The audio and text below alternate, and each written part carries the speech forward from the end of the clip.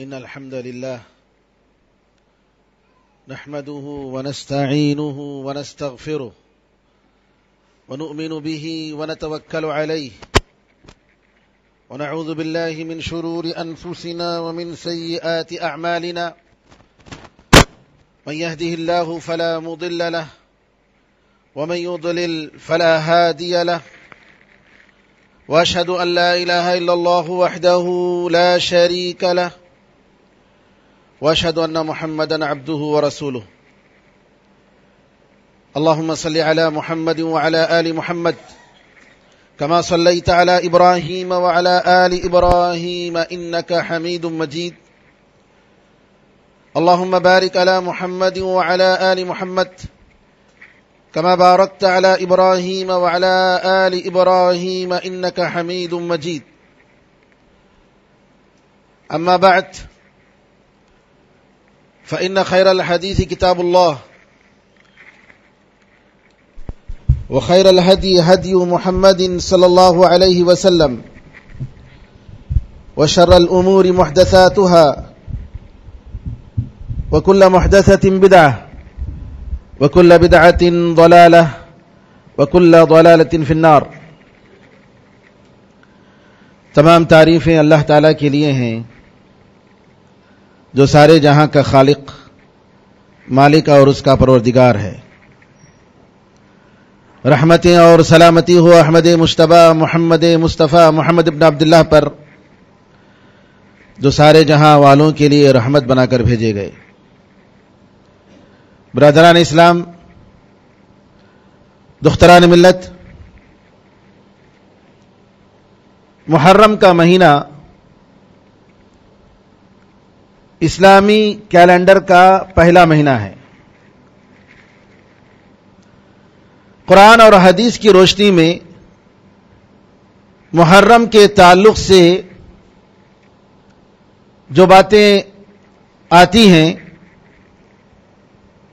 ان میں سے ایک یہ ہے کہ محرم کا مہینہ 4 محترم مہینوں میں سے ایک مہینہ ہے. محترم مہینے کا مطلب یہ ہے کہ ان مہینوں میں عبادت ہونی چاہیے، غلط کاموں سے بچنا چاہیے، ظلم و ستم سے بچنا چاہیے.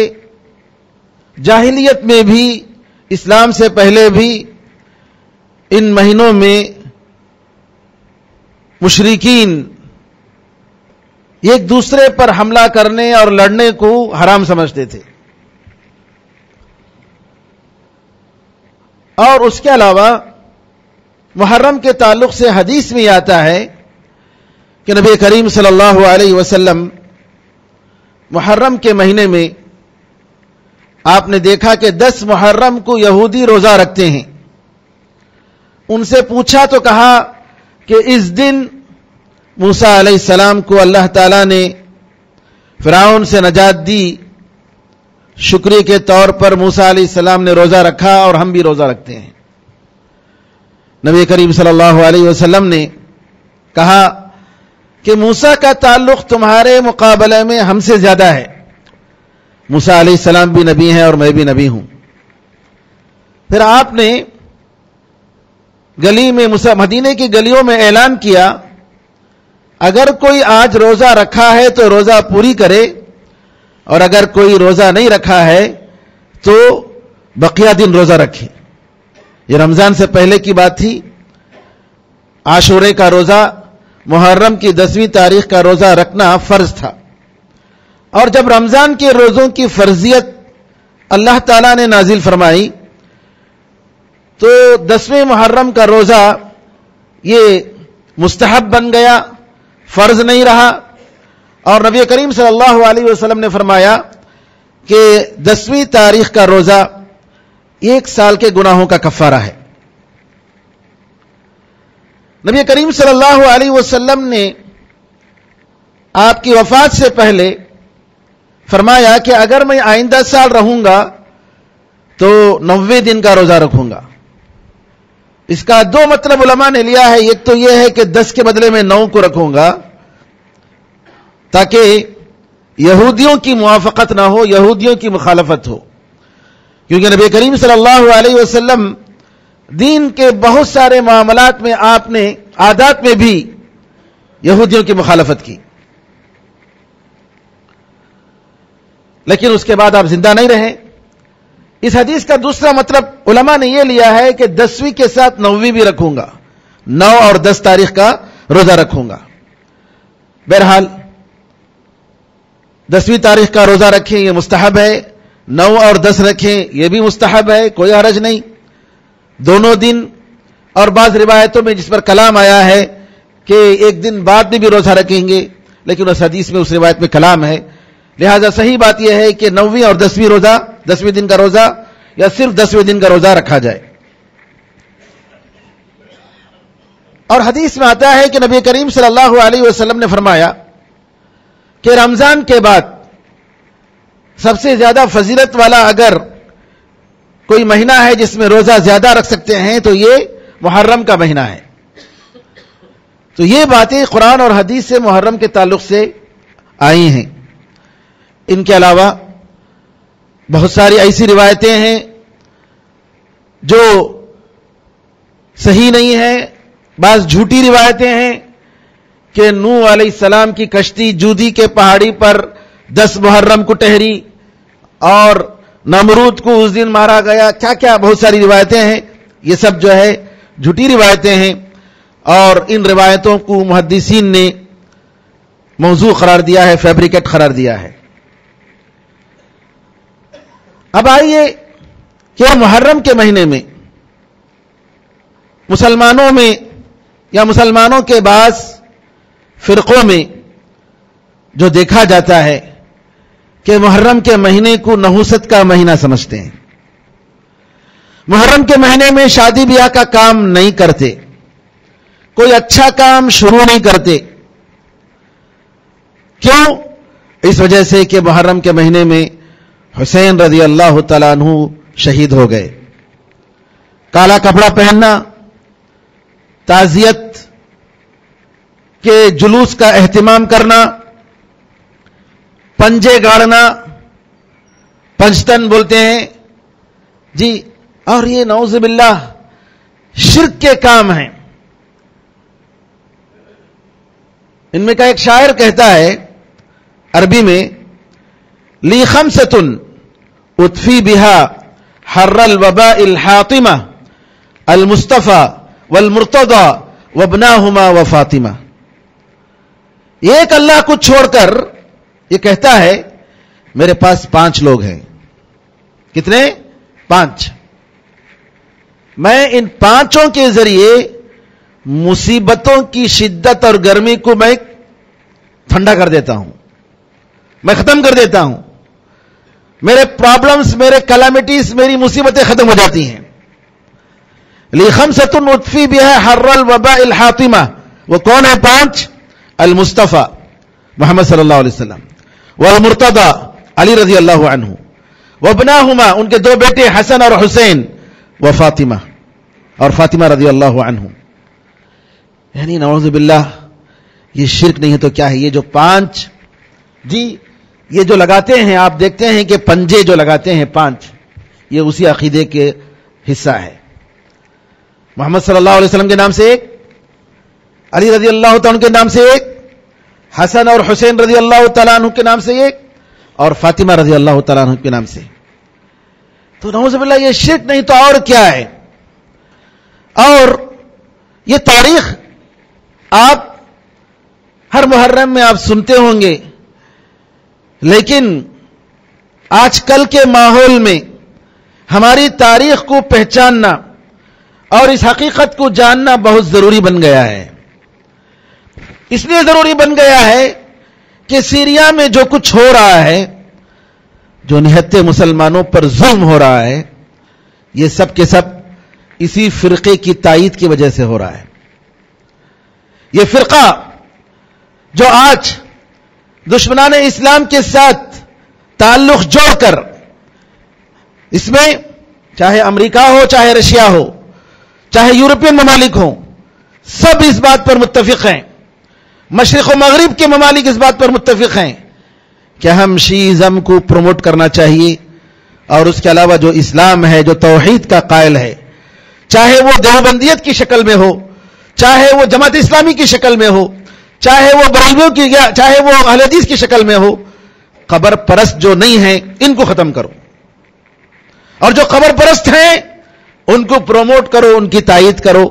اسی بنیاد پر آج جو جنگیں ہو رہی ہیں اور جو ممالک کو ختم کیا جا رہا ہے، ایک کے بعد دیگرے، ایک کے بعد دوسری جو ممالک کو ختم کیا جا رہا ہے، اور وہاں کے باشندوں کو جس طریقے سے ملک چھوڑنے پر مجبور کیا جا رہا ہے، پوری دنیا دیکھ رہی ہے کس طریقے سے بچوں کے ساتھ بچوں کی لاشیں کیسی جو ہے پیش کی جا رہی ہیں دنیا والوں کے سامنے۔ یہ سپر پاور طاقتیں، یہ ہیومن رائٹس کی بات کرنے والے، یہ کہاں چلے گئے؟ یہ سب ان کی بات جب آتی ہے تب ہیومن رائٹس کی بات ہوتی ہے، جب مسلمانوں کی بات آتی ہے، جب اہل حق کی بات آتی ہے تو کوئی ہیومن رائٹس نہیں، کسی بچے کی پرواہ نہیں۔ کتنے بچوں کو ظلم کرتے ہوئے اور لہو لہان ہوتے ہوئے ہماری آنکھوں نے دیکھی ہوں گی۔ یہ سب اس کے پیچھے کس کی طاقت ہے؟ یہ سب اسی فرقے کی طاقت ہے جو مسلمانوں کو، جو سنیوں کو، اہل سنت و جماعت کو اپنے سب سے بڑا دشمن سمجھتا ہے، یہود و نصارہ سے بڑھ کر دشمن سمجھتا ہے۔ اور اس کے لیے سب سے بڑی دلیل یہ ہے کہ تہران واحد ایک پائے تخت ہے، یہ کیپٹل سٹی ہے جہاں سنیوں کی ایک مسجد بھی نہیں ہے۔ عیسائیوں کا جو مرکز ہے اٹلی، روما، وہاں پر بھی سنیوں کی مسجد ہے۔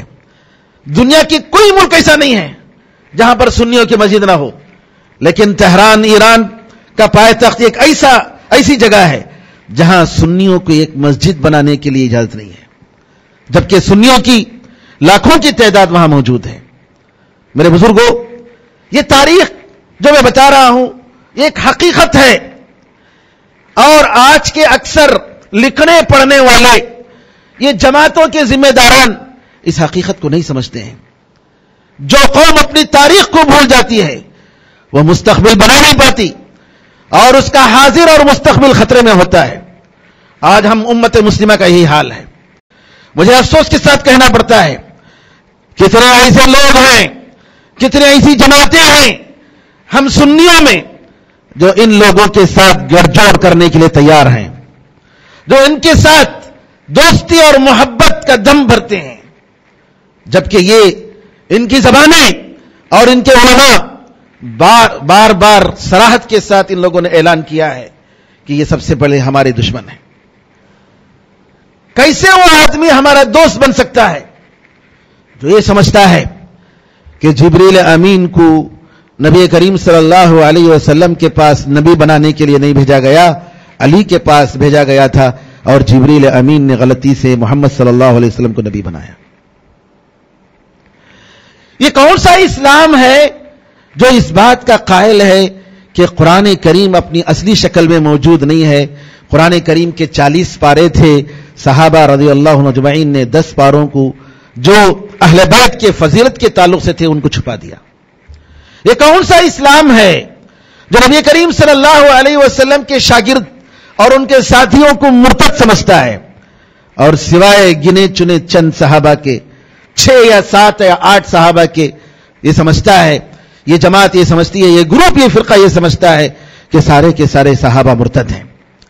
یہ کون سا اسلام ہے جو یہ سمجھتا ہے کہ نبی کریم صلی اللہ علیہ وسلم کی پیاری بیوی، جنہوں نے عورتوں میں سب سے زیادہ دین کو اگر نقل کیا ہے، نبی کریم صلی اللہ علیہ وسلم سے ہم تک پہنچایا ہے، تو وہ عائشہ رضی اللہ تعالیٰ عنہا کو نعوذ باللہ داغدار سمجھتا ہے، ناپاک سمجھتا ہے، دوزخی کہتا ہے، اعلان کرتا ہے، ان کی ویڈیو کلپیں موجود ہیں کہ عائشہ رضی اللہ تعالیٰ عنہا دوزخ میں ہے۔ یہ کون سا فرقہ ہے، یہ کون سا اسلام ہے میرے بھائیوں جو یہ سمجھتا ہے کہ قرآن اور حدیث جو ہمارے پاس، جو اسلام کا جو سورس بخاری، مسلم، ابو داؤد، ترمذی، نسائی، ابن ماجہ اور حدیث کی جتنی کتابیں ہیں، وہ ساری کتابیں ان کے پاس غیر معتبر ہیں، ان کا کوئی اعتبار نہیں ہے، اور اگر اعتبار ہے تو پھر انہوں نے جو بتایا ہے، ان کے علماء نے 12 ائمہ جو ان کے ہیں وہ معصوم ہیں، وہ غلطی سے پاک ہیں، اللہ تعالیٰ کی طرف سے وحی ہو رہی ہے.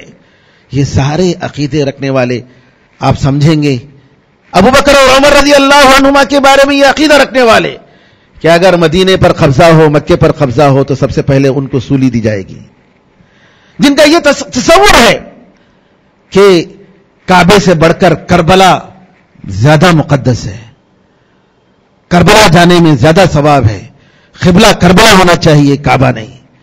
ارے کعبہ نہیں، ہمارا قبلہ نہیں، ہمارا قرآن نہیں، ہمارے دین کو نقل کرنے والے صحابہ نہیں، جی ہمارے امہات المؤمنین نہیں، تو کیا چیز باقی رہ گئی ہے؟ کون سا دین ہے؟ آج یہ جو محرم کے مہینے میں جو کچھ تعزیت کے نام سے ہو رہا ہے، یہ سب انہی کی کرتوت. کس لیے کر رہے ہیں؟ اس لیے کہ یہی لوگ حسین رضی اللہ تعالیٰ عنہ کے قتل کرنے کے سبب بنے. تاریخ اٹھا کر دیکھ لیجئے، انہوں نے کتابوں میں لکھا ہے. نجف کا کاظم النجفی شیعہ کہتا ہے جی حسین رضی اللہ تعالیٰ عنہ اور ان کے ساتھ جو 40 افراد تھے، ان افراد کو جی شکست دینے کے لیے، قتل کرنے کے لیے جو فوج 12,000 کی فوج آئی تھی، وہ کوئی افریقہ کی فوج نہیں تھی، وہ کوئی حجاز کی فوج نہیں تھی، وہ کوئی امریکہ یا پاکستان کی کوئی فوج نہیں تھی، کوئی انڈیا کی فوج نہیں تھی. اس کے الفاظ ہیں، وہ جو تھے سب کے سب علی رضی اللہ تعالیٰ عنہ کی شیعہ تھے. علی رضی اللہ تعالیٰ عنہ کے نام پر محبت کا دم بھرنے والے لوگ تھے. ان لوگوں نے حسین رضی اللہ تعالیٰ عنہ کو قتل کیا. عراق کا ایک شخص عبداللہ بن عمر رضی اللہ تعالیٰ عنہما کے پاس حج کے موقع پر آتا ہے اور کہتا ہے، عبداللہ بن عمر، ابا عبد الرحمن، میں احرام کی حالت میں ہوں اور میں نے جی احرام کی حالت میں ایک مچھر کو مارا ہے، مچھر کا خون پڑا ہے. اب بتاؤ کہ میرے احرام کے بارے میں کوئی خلل ہوا کہ نہیں ہوا، مجھے کوئی کفارہ دینا ہے. عبداللہ بن عمر رضی اللہ عنہما نے پوچھا کہ تم کہاں سے آئے ہو؟ کہا کہ میں عراق سے آیا ہوں. کہا ارے دیکھو اس کو، یہ عراق سے آیا ہے. انہوں نے نبی کریم صلی اللہ علیہ وسلم کے نواسی کو قتل کیا، جبکہ میں نے نبی کریم صلی اللہ علیہ وسلم کو یہ کہتے ہوئے سنا اپنے 2 نواسوں کے بارے میں، حسن اور حسین رضی اللہ تعالیٰ عنہ کے بارے میں، یہ میری دنیا میں، یہ میری جنت کے 2 پھول ہیں. یہ میں نے سنا، اور یہ مچھر کے خون کے بارے میں پوچھ رہا ہے. میرے بزرگوں، تاریخ اٹھا کر دیکھ لیجئے آپ. حسین رضی اللہ تعالیٰ عنہ امن و امان کے ساتھ مدینے میں موجود ہیں. 40 سال کا خلافت راشدہ کا عرصہ گزرتا ہے. 40 سال کے بعد علی رضی اللہ تعالیٰ عنہ اپنے بیٹے حسن رضی اللہ تعالیٰ عنہ کو اپنی جگہ خلیفہ بناتے ہیں. علی رضی اللہ تعالیٰ عنہ کو جیسے عثمان رضی اللہ عنہ کو خوارج نے اور انہی شیعہ نے شہید کیا، علی رضی اللہ تعالیٰ عنہ کو خوارج نے شہید کیا. نماز کو جا رہے تھے، فجر کی نماز کو، مارا گیا. علی رضی اللہ تعالیٰ عنہ نے حسن رضی اللہ تعالیٰ عنہ کو خلیفہ بنایا. علی رضی اللہ عنہ سے پہلے مسلمانوں کا پائے تخت، کیپٹل سٹی مدینہ تھا، لیکن علی رضی اللہ عنہ نے دیکھا کہ حالات بدل گئے ہیں. مدینے کے تقدس کا خیال کرتے ہوئے انہوں نے کیپٹل سٹی کو کوفہ بنایا. مسلمانوں کی خلافت کا مرکز جو ہے کوفہ بنایا، عراق منتقل ہو گئے. اور جب علی رضی اللہ تعالیٰ عنہ خلیفہ بنے تو معاویہ رضی اللہ تعالیٰ عنہ جو عمر رضی اللہ تعالیٰ عنہ کے زمانے سے پہلے سے سیریا کے گورنر تھے. اس وقت سیریا کا مطلب آج کا فلسطین، اسرائیل اور اردن اور سیریا، شام، یہ پورا علاقہ جو ہے سیریا میں آتا تھا، بہت بڑا علاقہ. یہاں معاویہ رضی اللہ تعالیٰ عنہ کی حکومت تھی. معاویہ رضی اللہ تعالیٰ عنہ نے علی رضی اللہ عنہ سے کہا کہ عثمان رضی اللہ تعالیٰ عنہ کے جو قاتلین ہیں ان کو قتل کیا جائے, ان کا قصاص لیا جائے, تب میں آپ پر بیعت کروں گا, آپ کو خلیفہ تصور کروں گا. علی رضی اللہ عنہ نے فرمایا کہ آپ میری بات مان لو, آپ میری حکومت تسلیم کر لو, جیسا عثمان رضی اللہ تعالیٰ عنہ, عمر رضی اللہ تعالیٰ عنہ کے انڈر تھے, اسی طریقے سے میری بات بھی مانو. ہم سب مل کر جی عثمان رضی اللہ تعالیٰ عنہ کے قاتلین کا قصاص لیں گے. معاویہ رضی اللہ تعالیٰ عنہ اپنی بات پر تھے, مصر تھے, اور علی رضی اللہ تعالیٰ عنہ اپنی بات پر مصر تھے. شہید ہو گئے. حسن رضی اللہ تعالیٰ عنہ 7 مہینہ خلیفہ بنے, لیکن انہوں نے دیکھا کہ جن کے ساتھ یہ حکومت کر رہے ہیں, کوفہ والے, عراق والے, یہ بڑے غدار ہیں اور دھوکے باز ہیں اور کسی بات پر اپنا ساتھ دینے والے نہیں ہیں. انہوں نے دیکھ کر حسن رضی اللہ تعالیٰ عنہ نے حجاز کی جہاں حکومت تھی ان کی, حجاز اور عراق, کوفہ, بصرہ, مکہ, مدینہ, جدہ, طائف, جی اس حکومت کو, اور انہوں نے حسن رضی اللہ تعالیٰ عنہ نے معاویہ رضی اللہ تعالیٰ عنہ کے حوالے کر دیا 7 مہینے کے بعد. اور یہ بات نبی کریم صلی اللہ علیہ وسلم نے پیشن گوئی کی تھی. آپ نے کہا, حسن رضی اللہ تعالیٰ عنہ ابھی چھوٹے بچے تھے, کہا کہ یہ میرا بیٹا سید ہے, ابنی ھذا سید, سردار ہے, بہت بڑا آدمی ہے. وَسَيُصْلِحُ اللَّهُ بِهِ بَيْنَ فِئَتَيْنِ عَظِيمَتَيْنِ مِنَ الْمُسْلِمِينَ, اور اللہ تعالیٰ اس کے ذریعے مسلمانوں کی 2 بڑے گروپ, 2 بڑی جماعتوں کے درمیان اللہ تعالیٰ صلح کرے گا. نبی کریم صلی اللہ علیہ وسلم نے فرمایا تھا. اور جب حسن رضی اللہ تعالیٰ عنہ 7ویں مہینے کے بعد جی آپ کی یہ پیشن گوئی, نبی کریم صلی اللہ علیہ وسلم کی پیشن گوئی, یہ اس پر عمل ہوتا ہے, اور یہ حکومت اپنی جو حکومت تھی معاویہ رضی اللہ تعالیٰ عنہ کے حوالے کر دیتے ہیں. سارے مسلمان معاویہ رضی اللہ تعالیٰ عنہ ایک خلیفے کے انڈر میں آ جاتے ہیں. معاویہ رضی اللہ تعالیٰ عنہ سن 60 ہجری میں آپ کا انتقال ہوتا ہے. 19 سال تک آپ کی حکومت ہوتی ہے, اور جب آپ انتقال کرتے ہیں تو مشورہ کرنے کے بعد آپ کے بیٹے یزید بن معاویہ کو جی خلیفہ بناتے ہیں.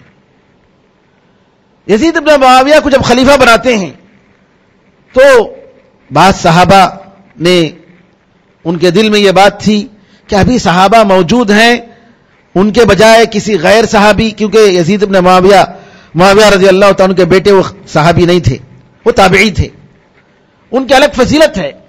فضیلت یہ ہے کہ نبی کریم صلی اللہ علیہ وسلم نے فرمایا, میری امت کی ایک فوج سمندر پر سوار ہو کر قسطنطنیہ پر حملہ کرے گی, اللہ تعالیٰ اس پوری فوج کو معاف کر دے گا. اس کے کمانڈر یزید بن معاویہ تھے. یہ صحیح مسلم کی حدیث ہے. اس کے کمانڈر کون تھے؟ یزید بن معاویہ تھے. شیعہ نے تاریخ بدل دیا. یزید بن معاویہ کو کیا کیا گالی نہیں دیتے ہیں, جبکہ تاریخ یہ بتاتی ہے کہ وہ تہجد گزار تھے, جبکہ وہ نیک تھے. ان کے بارے میں یہ آتا ہے, لوگ تاریخ میں یہ سب بتاتے ہیں کہ شرابی تھے, جی گانے بجانے کے آلات, اور پتہ نہیں ناچنے گانے والیاں ان کے محفلوں میں ہوتی تھی. یہ سب جو ہے شیعہ کی روایتیں ہیں, انہوں نے تاریخ کو بدل کے رکھ دیا ہے, ورنہ صحیح روایتوں میں اس کا کوئی ثبوت نہیں ملتا ہے. لہذا یزید بن معاویہ کو جب خلیفہ بناتے ہیں, عراق والے تقریباً 12,000 خط لکھتے ہیں حسین رضی اللہ عنہ کو کہ آپ آئیے, ہم لوگ انتظار میں ہیں, آپ کو خلیفہ بنائیں گے. کون؟ عراق والے, یہی شیعان علی. 12,000.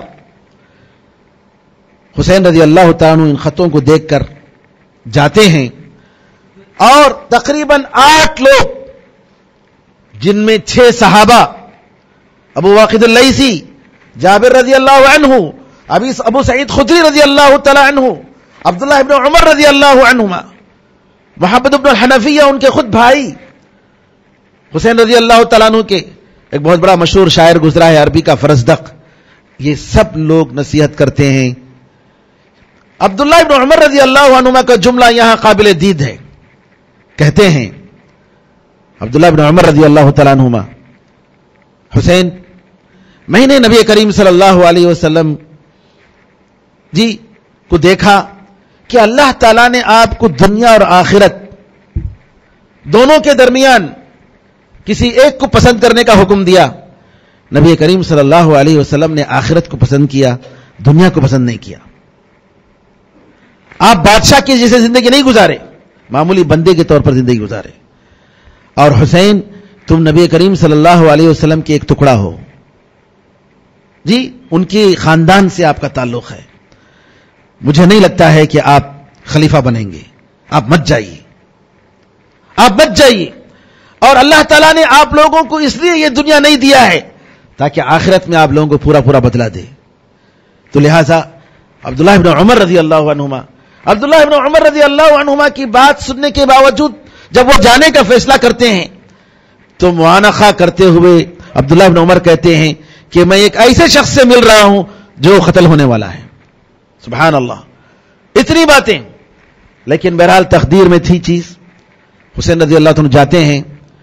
عراق سے تقریباً 20 کلومیٹر فاصلے پر کربلا نامی جگہ میں عبید اللہ بن زیاد، جو یزید ابن معاویہ کا گورنر تھا، وہ شخص فوج بھیج کر حسین رضی اللہ تعالیٰ کو قتل کرتا ہے.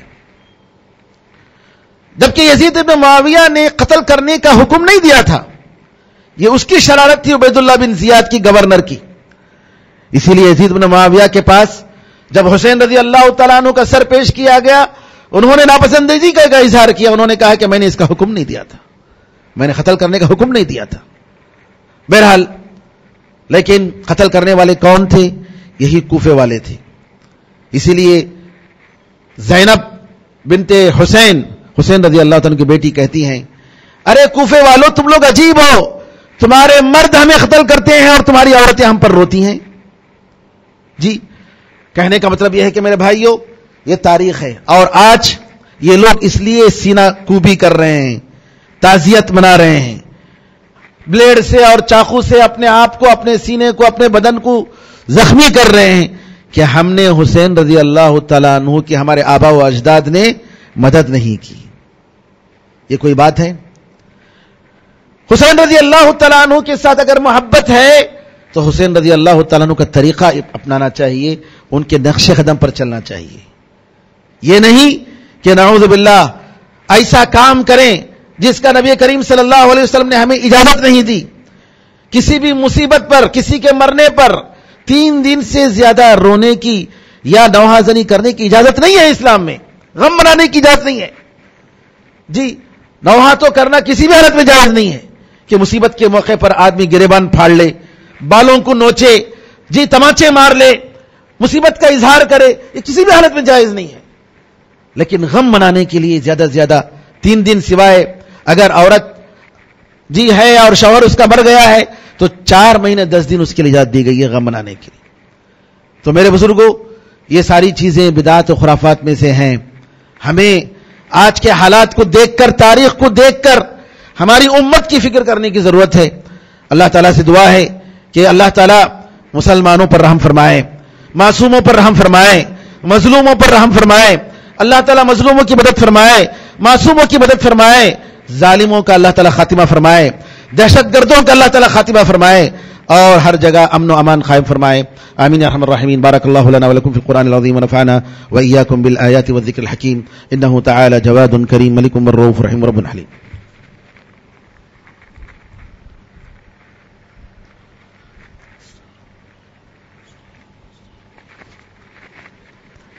ان الحمد لله نحمده ونستعينه ونستغفره ونؤمن به ونتوكل عليه ونعوذ بالله من شرور أنفسنا ومن سيئات أعمالنا، من يهده الله فلا مضل له ومن يضلل فلا هادي له، وأشهد أن لا إله إلا الله وحده لا شريك له، وأشهد أن محمدا عبده ورسوله. اللهم صل على محمد وعلى آل محمد كما صليت على إبراهيم وعلى آل إبراهيم إنك حميد مجيد. اللهم بارك على محمد وعلى آل محمد كما باركت على إبراهيم وعلى آل إبراهيم إنك حميد مجيد. وصل على جميع الأنبياء والمرسلين والملائكة المقربين والخلفاء الراشدين وعلى جميع الصحابة أجمعين ومن تبعهم بإحسان إلى يوم الدين. اللهم أعز الإسلام والمسلمين، اللهم انصر الإسلام والمسلمين، اللهم انصر من نصر الدين. عباد الله رحمكم الله، إن الله يأمر بالعدل والإحسان وإيتاء ذي القربى وينهى عن الفحشاء والمنكر والبغي يعظكم لعلكم تذكرون. فاذكروا الله يذكركم وادعوه يستجب لكم، ولذكر الله أعلى وأولى وأعز وجل وهم وتم أكبر.